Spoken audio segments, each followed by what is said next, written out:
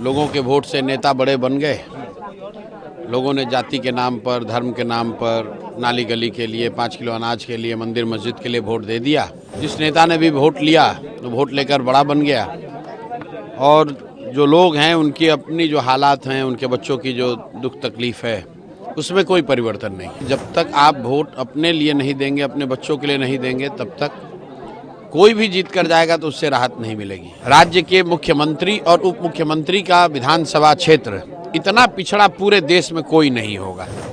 लोगों के वोट से नेता बड़े बन गए।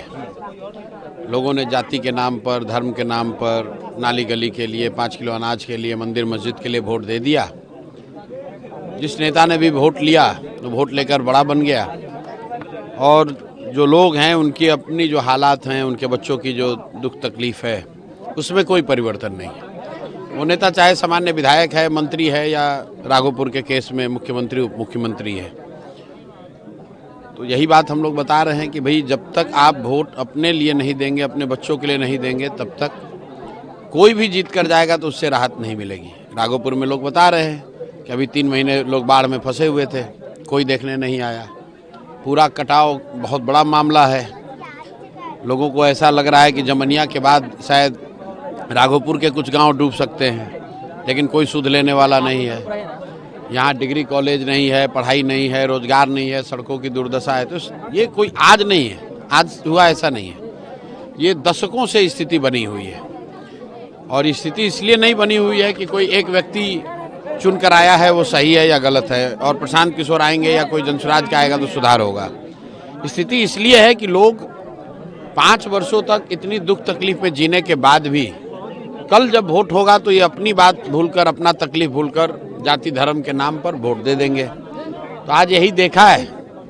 और लोगों को ये जहाँ भी मौका मिला ये समझाने का प्रयास किया है कि भाई आप एक बार अपने बच्चों के लिए जगिए, सजग होइए, उनके पढ़ाई रोजगार के लिए वोट दीजिए, बाढ़ कटाव के लिए वोट दीजिएगा तो आपका सुधार होगा। तेजस्वी यादव 10 साल से यहाँ पे एमएलए हैं, उनके कार्यकाल को आप कैसे देख रहे हैं? क्या कुछ काम किया? हमको कुछ देखने की जरूरत नहीं। आप दिन भर घूमे हैं, ये देख लीजिए। मैं रोज कहता हूँ कि जब भी राघोपुर की बात होती है कि मुझे लगता है कि लालू जी जैसे बड़े नेता का ये एक तरीके से गृह क्षेत्र है।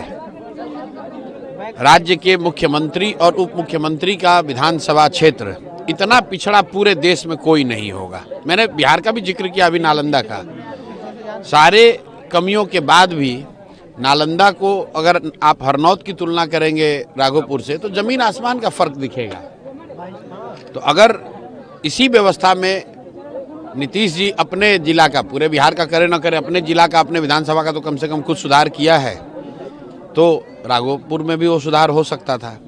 तो कहीं न कहीं जो मूल बात है कि जो नेता जीत रहे हैं उनके मन में ये डर ही नहीं है कि हम काम नहीं करेंगे तो जनता हमको वोट नहीं देगी। क्योंकि विकल्प के अभाव में लोग लालू जी के डर से भाजपा, भाजपा के डर से लालू जी को वोट देते रहे हैं। अब जनसुराज की एक नई व्यवस्था बनी है, नया विकल्प आया है, और हम लोग का विश्वास है कि बिहार की जनता इस बार सजग होगी अपने बच्चों के लिए, अपने बच्चों के भविष्य के लिए और अपनी रोजमर्रा की समस्याओं के लिए। अगर होंगे तो सुधार होगा, नहीं होंगे तो ये जो दुर्दशा चल रही है इसे आगे चलता रहेगा।